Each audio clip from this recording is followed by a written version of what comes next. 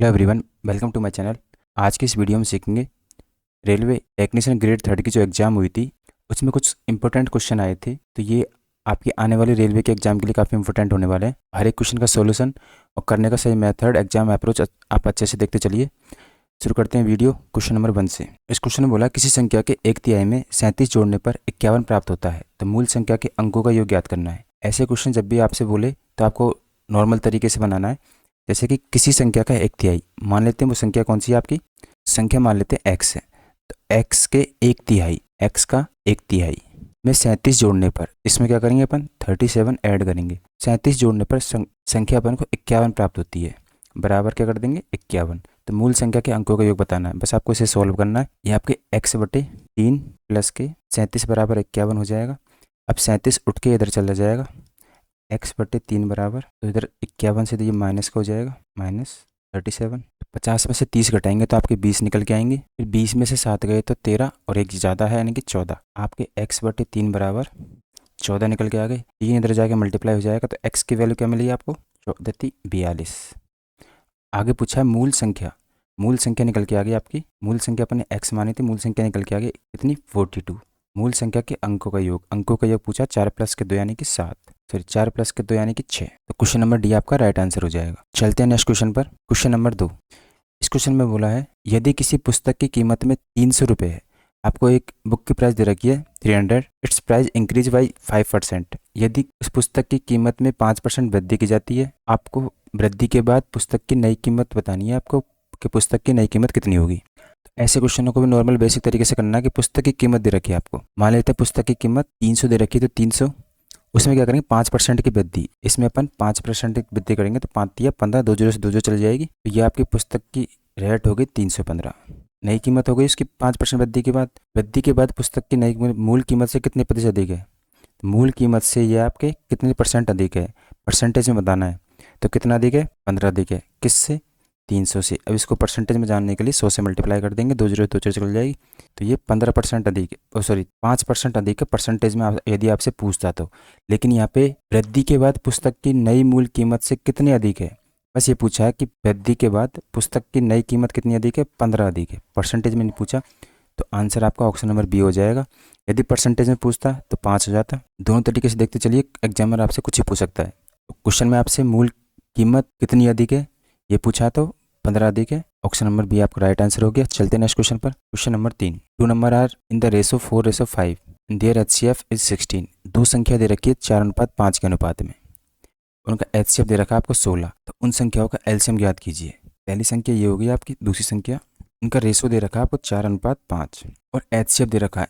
HCF मतलब 16 इनमें आएगा ही आएगा, तो 16 से एक दूसरे से मल्टीप्लाई हो जाएगी। इसी संख्या का प्रोडक्ट निकालने के लिए अपन क्या करते हैं, एलसीएम गुणा HCF बराबर क्या होता है, प्रथम संख्या फर्स्ट नंबर इंटू द्वितीय संख्या लास्ट डिजिट सेकंड नंबर यानी कि द्वितीय। ये आपका सूत्र होता है। जब भी आपको एलसीएम निकालना हो तो पहली संख्या दूसरी संख्या में HCF का भाग दे देते हैं, और HCF निकालना हो तो एलसीएम को भाग दे देते हैं। अब इस क्वेश्चन में बोला है दोनों संख्याओं का एलसीएम ज्ञात कीजिए। तो यहाँ से अपन एलसीएम निकालेंगे।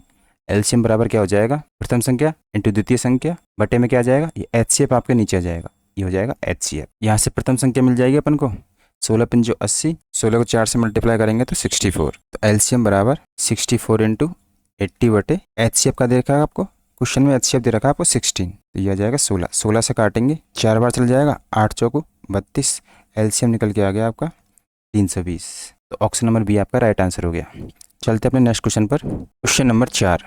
एक गोलाकार तालाब 2 मीटर चौड़ा रास्ते से घिरा हुआ है। यदि कुल क्षेत्रफल तालाब प्लस रास्ते का 616 वर्ग मीटर है, तो तालाब का क्षेत्रफल आपको दे रखा है इतना वर्ग मीटर है, तालाब की त्रिज्या ज्ञात करनी है। देखिए आपसे क्वेश्चन में पूछा है, ये आपका कोई तालाब है, तालाब के 4 मीटर क्या दे रखा है, 2 मीटर चौड़ा रास्ता दे रखा है, ये 2 मीटर चौड़ा रास्ता दे रखा है। तालाब और रास्ते का आपको क्या दे रखा है, सर्कमफेरेंस यानी कि परिमाप। तो इस क्वेश्चन को लेने के लिए आपको ट्रिक याद रहनी चाहिए। ये आपका आर हो जाता है, यानी कि त्रिज्या कितनी शॉर्ट ट्रिक होती है 7, 44 और 154। 7 तो आपका रेडियस हो गया, ये आपका परिमाप हो गया सर्कमफेरेंस, और ये आपका एरिया हो गया। एरिया दे रखा है आपको 616, पूरा 616 दे रखा है, यानी कि इसका ये कितना गुना है, ये आपके 154 होता है। 7, 44, 154, ये इसका कितना गुना है 4 गुना। फिर सर्कमफेरेंस का कितना गुना हो जाएगा 2 गुना, और त्रिज्या भी इसकी 2 गुना। इससे आपसे क्वेश्चन में जो पूछे, जो तालाब की क्या पूछे त्रिज्या हो जाएगी 14, यानी कि यहाँ से लेके यहाँ तक टोटल कितनी हो जाएगी 14। 2 मीटर आपको रास्ता दे रखा है, तो आपको यहाँ से यहाँ तक की दूरी बतानी है, तो ये कितनी निकल के आ जाएगी 12। ऑप्शन नंबर सी आपका राइट आंसर हो जाएगा। ये 7 क्यों लिया अपन ने? जैसे किसी गोले का क्षेत्रफल क्या होता है? गोले का क्षेत्रफल होता है पाई आर स्क्वायर। यहाँ पे यदि आर अपन 7 मान लेते हैं, 7 क्यों मानते हैं? क्योंकि 7 22 पाई का मान 22/7 मानते हैं, तो आर का स्क्वायर करते हैं 7 इंटू फिर 7 करेंगे तो 7 से 7 कट जाएगा, तो क्षेत्रफल कितना निकल के आया 154। तो यहाँ से अपन का एरिया मिल गया अपन को 154 यानी कि क्षेत्रफल। और जब परिमाप निकालना है किसी गोले का अपन परिमाप निकालते हैं तो उसका सूत्र क्या होता है 2 पाई आर। 2 हो गया, पाई का मान 22/7 इंटू आर 7 करते हैं, 7 से 7 बाई दूनी 44। और आर अपने क्या माना था रेडियस, त्रिज्या मानी थी अपने 7, तो इससे एक शॉर्ट ट्रिक बनती है 7 44 154 की, ये चीज़ याद रखिए। इनमें से आपका जिससे पूछे क्वेश्चन निकाल लेना, डायरेक्ट शॉर्ट ट्रिक है कि इसका कितना गुना हो रहा है। यहाँ पे रेडियस 14 निकल के आया पूरे का, तालाब की त्रिज्या 2 मीटर का आपको रास्ता दे रखा है, त्रिज्या आपको बता दिए, 14 में से 2 जाएंगे तो 12। ऑप्शन नंबर सी आपका राइट आंसर हो गया। चलते अपने नेक्स्ट क्वेश्चन पर। Question number 5। क्वेश्चन नंबर 5 में आपसे 3 श्रमिक दे रखे हैं। ए बी सी किसी कार्य को क्रम से 10 15 20 घंटे में पूरा कर सकते हैं। ए और बी मिलकर किसी कार्य को प्रारंभ करते हैं, 2 घंटे बाद सी भी उनके साथ जुड़ जाता है तथा वे शेष कार्य को टी घंटे में पूरा कर लेते हैं। आपको टी का मान बताना कि 2 घंटे बाद सी भी उनके साथ जुड़ जाएगा तो उनको कार्य को पूरा करने में कितना समय लगेगा। तो ए बी सी की आपको वैल्यू दे रखी है यहाँ पे, ए बी सी कितने, ए करता है 10 में, बी करता है 15 में, सी 20 में। इनका एलसीएम ले लेंगे 60 आ गया, 10 से 60 में भाग देंगे 6 बार, 15 से 4 बार, 20 से 3 बार। आगे क्वेश्चन बोला ए और बी मिलकर कार्य प्रारंभ करते हैं। कौन कौन कार्य शुरू कर रहे हैं? एक साथ तीनों मिलकर नहीं कर रहे हैं, ए और बी शुरू में कार्य प्रारंभ करते हैं 2 घंटे तक, क्योंकि 2 घंटे बाद सी आ रहा है तो 2 घंटे तक कार्य करेंगे। ए की एफिशिएंसी, ये एफिशिएंसी निकल के आई है, ये इनके डे का वर्क था, एक दिन का वर्क। तो ए की एफिशिएंसी 6 और बी की कितनी है 4, यानी कि ए और बी 10 की एफिशिएंसी से 2 घंटे तक कितना काम करेंगे, इंटू 2 से गुणा कर देंगे तो 20 काम इन्होंने कंप्लीट कर लिया।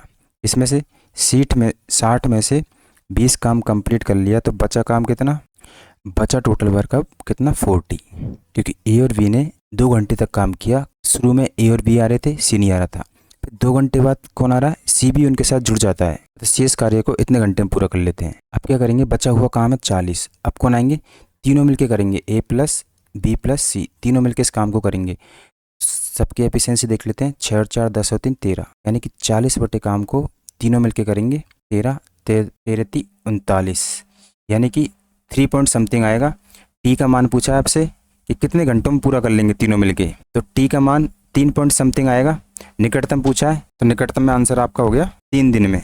शेष कार्य काम पूछा, शेष कार्य था अपना 40, शेष कार्य था अपना 40 कैसे निकला, टोटल काम में से ए और बी ने 20 दिन का कार्य कर लिया, शेष कार्य निकला 40 काम को ए बी सी मिलकर 3 दिन में पूरा कर लेंगे। यदि आपसे क्वेश्चन में पूछ लेता पूरा काम करने में टोटल वर्क कितने दिनों में हुआ, how many days are complete है, टोटल वर्क हुआ था 2 दिन तो ए और बी ने मिलकर किया था, 3 दिन इन्होंने किया था, टोटल वर्क 5 दिन निकल के आएगा, 5 पॉइंट समथिंग। निकटतम पूछा है तो टोटल वर्क पूछते कितने दिन में कंप्लीट होता है, 5 हो जाता है, लेकिन क्वेश्चन में अपन से शेष वर्क को ए बी सी मिलकर कितने दिन में करेंगे, तो ऑप्शन नंबर बी आपका राइट आंसर हो गया, 3 दिन में कंप्लीट करेंगे।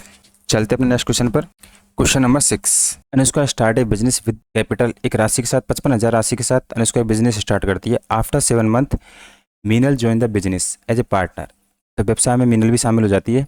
Eight the end of year the profit is divided ratio 8:3, find Meenal capital contribution. तो क्वेश्चन बोला कि अनुष्का 55,000 की पूंजी के साथ एक व्यवसाय शुरू कर रही है। अनुष्का क्या कर रही है, 55,000 रुपये की पूंजी के साथ एक व्यवसाय शुरू करती है। 7 महीने बाद मीनल भी व्यवसाय में शामिल हो जाती है। ये अनुष्का हो गई, ये आपकी मीनल हो गई। मीनल आ रही है 7 महीने बाद, और वर्ष के अंत में पूछा है, यानी कि अनुष्का ने पूरे 12 महीने तक काम किया होगा, काम मतलब व्यवसाय में रही होगी, और मीनल 7 महीने बाद आ रही है, साल के अंत में लाभ पूछा है, तो 12 में से 7 गए तो 5 महीने। मीनल X रुपये लेके आई होगी, यहाँ पैसे नहीं दिए हैं, और वो 5 मंथ तक व्यवसाय में जुड़ी रही है, 1 साल तक। ठीक है, वैसे आपको ये देख लेना, 1 साल दिया है, 2 वर्ष दिया है, 1 साल में 12 महीने होते हैं, तो अनुष्का 12 महीने तक रही है, मीनल 7 महीने आई है, 7 महीने बाद आई है, तो 5 महीने तक मीनल रहेगी। अब इसके बाद क्या बोला है कि वर्ष के अंत में उन्हें लाभ होता है किसमें, 8:3 के अनुपात में। वर्ष के अंत में उन्हें कितना लाभ हो रहा है, 8:3 के अनुपात में। तो मीनल द्वारा लगाई गई पूंजी, आपको ये एक्स की वैल्यू बतानी कि मीनल ने कितनी पूंजी लगाई थी। तो साझेदारी में हमेशा लाभ जो होता है, लाभ पूंजी इंटू समय के समानुपाती होता है, यानी कि पूंजी जिसकी बढ़ेगी, पूंजी बढ़ेगी तो उसका लाभ भी बढ़ेगा, और यदि पूंजी घटेगी, यानी कि पूंजी नहीं, यदि पूंजी घटेगी तो लाभ भी कम होगा। और ऐसे ही यदि समय बढ़ेगा, मतलब जो व्यक्ति ज़्यादा समय के लिए पैसा लगाएगा उसे उसका लाभ भी बढ़ेगा। ये होगी दो नॉर्मल सी बातें। तो पार्टनरशिप में जो प्रॉफिट होता है वो उसके समानुपाती होता है हमेशा कैपिटल के। तो यहाँ से अपन इसे सोल्व करेंगे। पूंजी निकालने के लिए राशि को समय से मल्टीप्लाई करेंगे तो ये आपके 55,000 इंटू 12 निकल के आ गया, यहाँ से निकल के आ गया आपके 5x। ये इनका रेशो हो गया। ये रेशो किसके बराबर दे रखा है क्वेश्चन में? 8:3 के।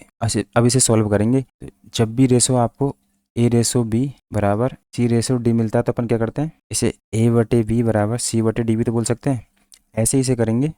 55,000 इंटू 12/5x बराबर किसके? 8:3 के।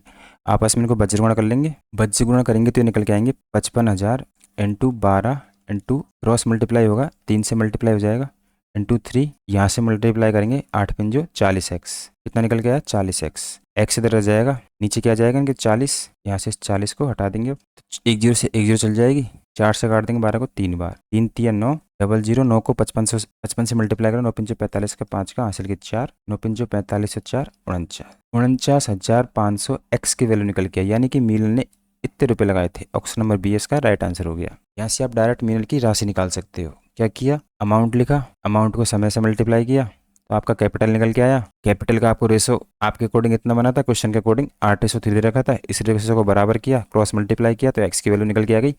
मीनल ने कितने रुपए लगाए थे? 49,505 महीने के लिए लगाए थे। चलते अपने नेक्स्ट क्वेश्चन पर। क्वेश्चन नंबर 7, निम्नलिखित आंकड़ों का बहुलक ज्ञात कीजिए। बहुलक निकालना है, मतलब इस क्वेश्चन में संख्यों की आवृत्ति जितनी अधिक बार होगी वही उसका बहुलक होगा। तो सब में नहीं देखना है कौन कितनी बार है, ऑप्शन पर चलना है। यहाँ पे 54 देखना कितनी बार है। 54 आपका एक बार मिल गया, और देखिए 54 कहाँ पे, एक ये बार हो गया, और कहीं 50 बार नहीं है। 54 कितनी बार है? 2 बार। फिर 45 देखिए, 45 देखना, एक 45 ये मिल गया, उसके बाद एक 45 ये मिल गया, 45 आके 2 बार हो गया। 44 देखना है, एक 44, दो 44, और इसके बाद 44 आपको कहीं नहीं मिल रहा, तो 44 भी आपके 2 बार हो गया। 55 देखते हैं, 55 आपके एक ही हो गया, 2 और 3। तो जिस संख्या की आवृत्ति अधिक बार होगी वही उसका बहुलक होता है। ऑप्शन नंबर डी इसका राइट आंसर हो गया। चलते हैं नेक्स्ट क्वेश्चन पर। Question number 8, at the time of marriage the average ratio of a husband and wife was 28 year. विवाह के समय यदि पति और पत्नी की औसत आयु 28 वर्ष है, उनके बेटे के जन्म के समय विवाह के 2 वर्ष बाद हुआ। उनकी बेटी का जन्म कब हुआ? विवाह के 2 वर्ष बाद। यदि परिवार के तीनों सदस्यों की वर्तमान औसत आयु 24 दे रखी है, दंपति का विवाह आपसे कितने साल पहले हुआ? इस क्वेश्चन को आप मैं इस तरीके से बताऊंगा कि आप जिसकी भी पूछे, जिसकी भी निकालनी हो, सबकी आ जाएगी, क्वेश्चन कितना भी घुमा ले। क्योंकि इस क्वेश्चन को आप बेसिक तरीके से करके चलोगे। पहले मैं उसको बेसिक बता देता हूँ आपको कि विवाह के समय पति और पत्नी यानी कि हस्बैंड और वाइफ, विवाह के समय औसत आयु कितनी दे रखी है? 28 वर्ष। 28 वर्ष दे रखी है। 28 इंटू 2 व्यक्ति है, उनकी औसत आयु दे रखी है। औसत क्या था? राशियों को योग बटे राशियों की संख्या, तो इसलिए 2 से मल्टीप्लाई कर देंगे तो इन दोनों की एज निकल के आ जाएगी। इन दोनों की एज का योग कितना है? 28 दूनी 56, 56 निकल के आ गई। ये दोनों की कुल आयु निकल के आ गई। उनकी बेटी के जन्म के उनकी बेटी का जन्म उसके विवाह के 2 वर्ष बाद हुआ। मान लेते बेटी का जन्म x वर्ष बाद हुआ है, ठीक है। तब इनकी आयु कितनी हो जाएगी? 56, तीनों की आयु 2 वर्ष बाद, 2 तो इनकी हो जाएगी, और x 2x हो गई। अब बेटी के जन्म के समय 2 वर्ष, तो बेटी के जन्म से पूर्व -2 कर देंगे, मतलब बेटी के जन्म 2 वर्ष बाद हुआ है, तो क्या करेंगे? बेटी की वर्तमान आयु ज्ञात करने के लिए x - 2 कर देंगे। अब तीनों की वर्तमान औसत, मैं इस क्वेश्चन को दूसरे तरीके से बता दूंगा, बस आप बेसिक देख लीजिए। वर्तमान औसत आयु कितनी निकल के आएगी? सबको जोड़ देंगे, 56 प्लस के 2x प्लस के माइनस कर देंगे x - 2। 3 व्यक्ति है तो भाग दे देंगे 3 का, और औसत आयु कितनी दे रखी है वर्तमान आपको? 24। 3 इधर जाकर मल्टीप्लाई हो जाएगा, 24 72, तो 56 प्लस के 2x को x से मल्टीप्लाई करेंगे तो आपके 3x आ गया। मल्टीप्लाई मत कीजिए, यहाँ से आप x - 2 भी खोल लेते हैं। चलो 56 प्लस 2x प्लस x - 2, यहाँ पे 2x और 2x कितने हो गए? बराबर 3x। 2 उधर जाके माइनस होगा तो 70 आ गए। 70 में से अपन 56 माइनस करेंगे तो माइनस के 2 उधर जाके के प्लस का हो जाएगा, तो 74 हो गई। अब 56 माइनस करेंगे तो यहाँ से 18 निकल के आ गया। 3x की वैल्यू 18, तो x की वैल्यू 6। तो यहाँ से निकला दंपति का विवाह आपसे 6 वर्ष पूर्व हुआ था। लेकिन इस तरीके से आप क्वेश्चन को करोगे तो काफ़ी लेंथी हो जाएगा और आपके समझ में भी नहीं आएगा। शॉर्ट ट्रिक बताता हूँ मैं इस क्वेश्चन की, आप बेसिक से जाना बिल्कुल और बस समझने की कोशिश करना। देखिए ये आपके हस्बैंड हो गया, ये आपके वाइफ। इसमें क्वेश्चन में बोला है विवाह के समय पति पत्नी की औसत आयु 28 वर्ष थी, उनके बेटी का जन्म 2 वर्ष बाद हुआ। अब अपन को यहाँ पे इनकी एज मालूम नहीं है, बस इतना पता है कि बेटी का जन्म कब हुआ है, 2 साल बाद हुआ है। 2 वर्ष बाद चलते हैं, 2 वर्ष बाद कुछ आयु इनकी हुई होगी, कुछ आयु इनकी। अब यहाँ पे इनकी बेटी आ जाती है। यहाँ पे इनका क्या होता है, स्टार्टिंग में हस्बैंड वाइफ की शादी होती है। ये हस्बैंड वाइफ का रेशो औसत आयु कितनी दे रखी है, 28। यानी कि हस्बैंड वाइफ की आयु निकाल लेंगे यहाँ से अपन, दोनों के आयु का योग 28 दूनी 56। जब हस्बैंड वाइफ का विवाह हुआ उस समय इन दोनों की आयु का योग कितना, 56। 2 वर्ष बाद बेटी आ रही है, 2 वर्ष बाद उनकी बेटी आ रही है, तो 2 वर्ष हस्बैंड की और 2 वर्ष वाइफ की, यानी कि 4 वर्ष इन दोनों की एज कितनी निकल के आएगी, 60। अब ये 3 सदस्य हो गए, हस्बैंड वाइफ, आपके हस्बैंड वाइफ और बेटी। इनकी औसत आयु कितनी निकल के आ रही है, 60 वर्ष। औसत आयु का योग, ठीक है। यदि परिवार के तीनों सदस्यों की वर्तमान औसत आयु, अब अपन चलते हैं ये 2 वर्ष बाद की है, वर्तमान में देखते हैं।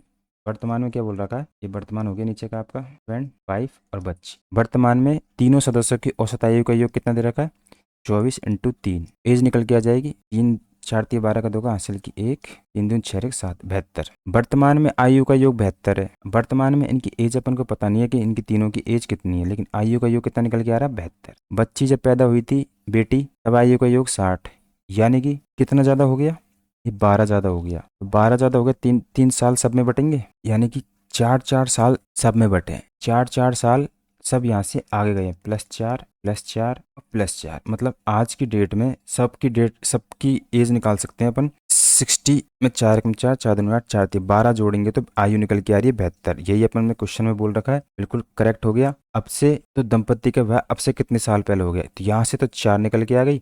2 वर्ष बाद बेटी का जन्म हुआ, यानी कि ऐड कर सकते हो आप, 6 वर्ष बाद, 6 वर्ष पहले दंपत्ति का विवाह हुआ था। आ गई बात समझ में। क्या किया अपन ने, हस्बैंड वाइफ की एज का रेशो निकाला, सॉरी एज का औसत आयु निकल रखी थी 28, तो योग निकाला 56।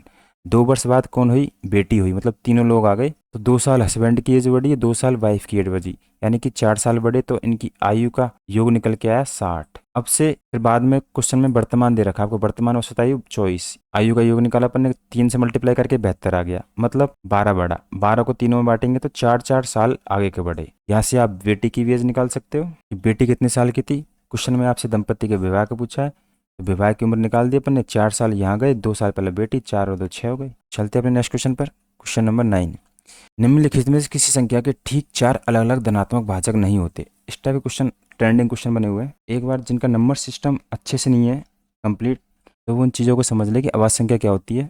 इस टाइप के क्वेश्चन बहुत सारे पूछे जाते हैं एग्जाम में। सबसे पहले भाजक समझते हैं, भाजक क्या होता है। भाजक होता है किसी संख्या को पूरी तरह विभाजित करने वाली संख्या, से भाजक कहलाती है। क्या, किसी संख्या को पूरी तरह विभाजित करने वाली संख्या उसके भाजक कहलाती है। उदाहरण के लिए समझ लेते हैं 6 का भाजक। 6 का भाजक क्या होता है, 1 का भाग चल जाएगा 6 में, 2 का भाग चल जाएगा 6 में, 3 का भाग चल जाएगा और 6 का भाग चल जाएगा। मतलब किसी संख्या को पूरी तरह विभाजित कर दे, वो संख्या उसका भाजक कहलाती है।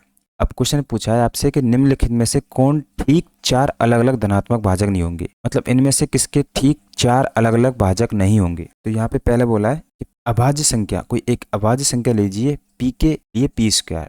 तो मान लीजिए अभाज्य संख्या ले लेते हैं अपन, संख्या p ले लेते हैं, और कोई संख्या यदि p पे घात n के रूप में है तो उसके कुल भाजक कितने होंगे, n+1। यदि p बराबर 2 ले लेते हैं, 2 का अपन क्या करते हैं स्क्वायर, p बराबर 2 ले लिया, 2 का क्या करेंगे अपन स्क्वायर करेंगे, 2 का स्क्वायर करेंगे तो ये हो जाएगा 4। अब 4 के गुणनखंड कौन कौन से होंगे, 1 का भाग चल जाएगा 4 में, 2 का भाग चल जाएगा पूरी बार, और 4 का भाग चल जाएगा, यानी कि 1 2 और 3। तो किसी संख्या के ठीक 4 अलग अलग धनात्मक भाजक नहीं होंगे, इसके होंगे 3। तो ऑप्शन नंबर ए ही इसका राइट आंसर हो जाएगा। चलते हैं एक बार ऑप्शन नंबर बी की तरफ। यदि किसी को समझ में नहीं आया तो मैं चारों एग्जाम्पल को समझा दूंगा। ऑप्शन नंबर 4 में बोला अभाज्य संख्या q के लिए q पे घात 3। यहाँ पे q बराबर 2 ले लेते हैं, q बराबर 2 लेंगे तो q पे घात 3, यानी कि 2 पे घात 3 करेंगे तो आपके 8 निकल के आएगा। 8 के गुणनखंड निकालिए, 8 में 1 का भाग चल जाएगा, 2 का भाग चल जाएगा, 4 का भाग चल जाएगा और 8 का भाग चल जाएगा। इसके हो गए 4 भाजक। तो यहाँ से पता चल रहा है कि ठीक 4 अलग अलग धनात्मक भाजक नहीं होंगे। तो बी के 4 भाजक हो रहे हैं, ए के नहीं हो रहे सिर्फ, क्योंकि ए के कितने हो रहे हैं 3। अब अलग अलग अभाज्य संख्या p और q के लिए तो कोई अभाज्य संख्या ले लीजिए। एग्जाम्पल 3 में मान लेते हैं, कलर चेंज कर लेता हूँ, P बराबर 2 मान लेते हैं अभाज्य संख्या, Q बराबर 3 मान लेते हैं। तो 2 इंटू 3 करेंगे तो 6, 6 निकल के आए तो 6 के गुणनखंड देखिए, 1 हो जाएगा, 2 हो जाएगा, 3 हो जाएगा और 6 हो जाएगा। यहाँ से भी आपके 1 2 3 4 निकल के आ गए, 4 भाजक निकल के आ गए। ऑप्शन नंबर डी पे चलते हैं। ऑप्शन नंबर देखते हैं अभाज्य संख्या P के लिए P पे घात 3। तो यहाँ भी P बराबर 2 मान लेंगे अभाज्य संख्या, P बराबर 2 मान लेंगे, P की हो जाएगा 2 पे घात 3 यानी कि 8। 8 के देखते हैं 1 2 3 4 और 8, इसके भी कितने निकल के आ रहे हैं 4। तो ऑप्शन नंबर ए ही इसका रॉन्ग आंसर हो गया, इसके ठीक 4 अलग अलग धनात्मक भाजक नहीं है, बाकी सबके अलग अलग धनात्मक 4 भाजक है। अब भाजक क्या होता है ये मैंने आपको बता दिया कि किसी संख्या में पूरी तरह जो संख्या से भाग देते हैं अपन, वही भाजक कहलाता है। चलते हैं अपने नेक्स्ट क्वेश्चन पर। Question number 10। वीडियो काफ़ी बड़ी हो जाएगी तो मैं ये सब चीज़ें नेक्स्ट वीडियो में अगले क्वेश्चन करवा दूंगा। लास्ट क्वेश्चन आज के लिए क्वेश्चन नंबर 10। एक डीलर दो वस्तुएं एक्स और वाई 500 रुपये प्रति वस्तु की दर से खरीदता है। शानदार क्वेश्चन है ये, काफ़ी एग्जाम में आ चुका है, एनटीपी से ले रेलवे कोई भी एग्जाम ले लो क्वेश्चन 100% आता है। मोस्ट इंपोर्टेंट क्वेश्चन है आपके लिए। डीलर ने दो वस्तुएं एक्स और 500 प्रति वस्तु की दर से खरीदता है। प्रति वस्तु की दर से यानी कि एक्स नाम की कोई वस्तु खरीदी, वाई नाम की, दोनों 500 रुपये में खरीदी, 500 रुपये प्रति वस्तु दर से खरीदी। दोनों वस्तुओं पर समान अंकित मूल्य लगाता है। दोनों वस्तुओं पर समान क्या करेगा वो मार्क प्राइस लगाएगा। टैग लगा दिया, ये इतने वस्तुओं में खरीदी, ये तो हो गया इसका सीपी। 500 रुपये क्या हो गया इसके सीपी। क्रय मूल्य था एक्स और वाई का सीपी। अब क्या किया इसने अंकित मूल्य के लिए टैग लगा दिए, वस्तुओं पर समान अंकित मूल्य लगाता है, पता नहीं कितने का लगाता है, और वह एक्स वस्तु पर 50 और 28% की तो छूट देता है। एक्स वस्तु ये रही, इस पर 28% की छूट देगा और एक 50% की, दो क्रमिक छूट दे रहा है। ठीक है, छूट देने के बाद वस्तु को बेचता है, फिर 958 रुपये का लाभ होता है। वस्तु को बेच दिया, लाभ कितने का हुआ, लाभ हुआ 958 रुपये का। अब एक बार बताइए लाभ किस पे होगा। मैं आपसे बोल देता हूँ कि आप 500 रुपये की कोई वस्तु खरीद के लेके आए, आपको 958 रुपये का लाभ हुआ, वस्तु कितने की बची ये बता दीजिए। वस्तु का सीपी तो हो गया 500 रुपये कि 500 रुपये अपन ने वस्तु को खरीदा और लाभ हुआ 958 का, तो वस्तु बेची अपन ने 1458 में, ये इसका एसपी हो गया, मतलब सेलिंग प्राइस। तो यहाँ से अपन को सेलिंग प्राइस मिल गई कितनी, 1458 रुपये में इसने वस्तु को बेच दिया। इतना डिस्काउंट देने के बाद इतने में बेच दिया, लाभ हो रहा है यहाँ पे 958 रुपये का। ठीक है, तो सेलिंग प्राइस निकल के आ गया यहाँ से 1458। अब क्वेश्चन में आगे बढ़ते हैं। 958 का लाभ कमाता है यदि बाई पर 77% एकल छूट दे। बाई पर उसने कोई टैग लगाया, इस पर क्या करे 77% का डिस्काउंट दे, तो बाई पर लाभ ज्ञात कीजिए। अब बाई पर इतना 77% डिस्काउंट देने के बाद बाई पर कितना लाभ होगा ये बताना है। बस अपन को एसपी मालूम चल गया, अपन को यहाँ पे एससीपी मालूम है। पहले तो अपन मार्क प्राइस निकालेंगे और मार्क प्राइस दोनों पर समान मूल्य अंकित करता है, इस मार्क प्राइस से अपन का ये मार्क प्राइस निकल जाएगा। अब इस क्वेश्चन को आगे सॉल्व करेंगे। इतना समझ गए, इतना आपसे क्वेश्चन बोला है। अब ये देखिए 50 और 28% की दो छूट देने के बाद वस्तु कितने बिक रही है 1458 रुपये में। तो सक्सेसफुल लगा लेंगे X plus Y, X into Y बटे 100, ये वहाँ माइनस हो जाएगा। 50 प्लस के 28 माइनस 50 इंटू 28 बटे 100, ये आपके यहाँ से 78 निकल के आ गया, माइनस 10। 28 को 5 से मल्टीप्लाई करेंगे, 8 पिन जो 40 की 0 हासिल के 4, 5 दूनी 10 और 4 14 बटे में 100, 2 0 चल जाएगी, यानी कि 78 में से 14 माइनस करेंगे तो 64%। टोटल डिस्काउंट कितना मिला, इन दोनों को मिलाकर क्रमिक छूट से डायरेक्ट अपन ने निकाला कि 64% एकल छूट निकाली कि 50% 28% की दो क्रमिक छूट देता है। एकल छूट निकली यानी कि 64% छूट दे रहा है, तो 64% डिस्काउंट दे दिया 100 रुपये की वस्तु में से, तो इस वस्तु का मूल्य कितना निकल के आएगा, यानी कि 36% की वैल्यू ही आपको 36%, 64% डिस्काउंट दे दिया तो 36% की वैल्यू निकल के आई 1458। तो 1% की वैल्यू अपन इसको 4 से काट लेंगे, 4 से चल जाएगा 9 बार, 4 से इसको काटेंगे 4 तिया 12, 4 6 24, या फिर डायरेक्ट 9 से काट लीजिए आप। 9 से काटेंगे 9 चौको 36, 4 बार, 9 एकम 9, ये हो गया आपके 55, 9 6 54, 9 दूनी 18। अब 4 से काटेंगे तो 4 चौको 16, 0 पॉइंट लगा के 4 पिंजो 20। 100% की वैल्यू निकालने के लिए इसको 100 से मल्टीप्लाई कर देंगे, तो आपके इंटू 100 से मल्टीप्लाई करेंगे तो निकल के आएगा आपके 40-50। तो 40-50 क्या निकल के आया आपका, सीपी निकल के आ गया, यानी कि मार्क प्राइस, सॉरी एसपी निकल के आ गया कितना 40-50। और क्वेश्चन बोला है कि वस्तु पर समान मूल्य अंकित करता है, तो 40-50 ही इसका सेलिंग प्राइस हो जाएगा। इस पर क्या करेगा आप 27% डिस्काउंट देगा, यानी कि 40-50 का आपको 77% डिस्काउंट दे देगा, तो यहाँ पे जो वैल्यू आएगी कितने की आएगी 23% की, तो डायरेक्ट 23% निकाल लेंगे इसका। 23 अपॉन में 100, नीचे एक जीरो रह जाएगी। तो 23 से 405 को मल्टीप्लाई करेंगे तो 405 इंटू 23। तो पहले 20 से मल्टीप्लाई कर दीजिए, 5 दूनी का 10, 4 दूनी का 8, 3 से कर लीजिए, 5 तिया 15, 4 तिया 12, इनको जोड़ेंगे तो 15, 3, 9, नीचे 10 है तो 1 पॉइंट लग जाएगा, 931.5। वस्तु को बेचा कितने में? 931.5 में। अब आपको 500 की वस्तु को, 500 रुपये कोई वस्तु सी 931.5 में बेचा, तो आपको लाभ प्रतिशत बताना है कि वाई पर लाभ प्रतिशत क्या होगा। अब वाई का लाभ परसेंट निकालेंगे तो 900 में से पहले आपको 500 घटाने, तो आपके 431.5 का लाभ हुआ। किस पर? 500 पर। इसको परसेंटेज में डालने के लिए 100 से मल्टीप्लाई करेंगे, 2 जीरो से 2 जीरो चल जाएगी। अब 5 का भाग देंगे, 5 1 40, 5 6 30, 5 एकम 5, सॉरी 5 तिया 15, ऊपर से एक पॉइंट है तो 86.3% का लाभ हुआ। ऑप्शन नंबर बी इसका राइट आंसर हो जाएगा। कितना लाभ हुआ वाई पर? 86.3 का। तो सबसे पहले अपन ने क्या किया, सीपी दे रखा था 500 रुपये। क्वेश्चन में देखिए आप, सीपी दे रखा था अपन को 500 रुपये, मतलब इस वस्तु में खरीदा, 958 रुपये का लाभ हो रहा था। तो यहाँ से अपन इन दोनों को जोड़ के एसपी निकाल लिया 1458। ठीक है, 1458 निकाला। 1458 कब आए थे? जब दो छूट दी थी, 50 की और 28 की। सक्सेस भी लगाया इसमें, तो 25 और 28 की मिला के अपन को 64% डिस्काउंट मिला। 100 में से माइनस किया तो अपन को इन दोनों को जोड़ने पर 1458 36% की वैल्यू मिली। 36% की वैल्यू ये है, तो 100% की वैल्यू निकाली तो अपन ने यहाँ से 40-50 अपन को क्या मिल गया? सेलिंग प्राइस मिल गया, क्योंकि छूट हमेशा, सॉरी मार्क प्राइस मिल गया, क्योंकि मार्क प्राइस पे छूट दी जाती है ना कि सीपी पर। तो मार्क प्राइस पे अपन को छूट दी, मार्क प्राइस की मूल्य निकल के आ गया। दोनों में समान रख रखा था मार्क प्राइस एक्स और वाई में, तो यहाँ से उठ के 40-50 इधर आ गया। इस पर क्या कर रहा है मार्क प्राइस पर? 77% डिस्काउंट दे रहा है। डिस्काउंट को दे रहा था, मतलब ये किसकी वैल्यू है? 23% की। तो यहाँ से अपन ने डायरेक्ट 4050 का 23% निकाला, कितना आया? 931। यानी कि वस्तु को उसने 931 रुपये में बेचा। 500 रुपये की वस्तु को 931 में बेच रहा, तो लाभ प्रतिशत जानने के लिए दोनों को माइनस किया, 431 बटे किस पर? क्रय मूल्य पर 500, आपस में परसेंटेज में जानने के लिए गुणा किया तो 86.3 लाभ हुआ 500 की वस्तु पर। यही आपसे क्वेश्चन है, तो बाई पर लाभ प्रतिशत बताइए। ऑप्शन में 20 का राइट आंसर रहेगा। वीडियो अच्छी लगी तो चैनल को लाइक सब्सक्राइब जरूर करें, अपने फ्रेंड्स को जरूर शेयर करें। मिलते हैं अपने नेक्स्ट वीडियो में, तब तक के लिए धन्यवाद।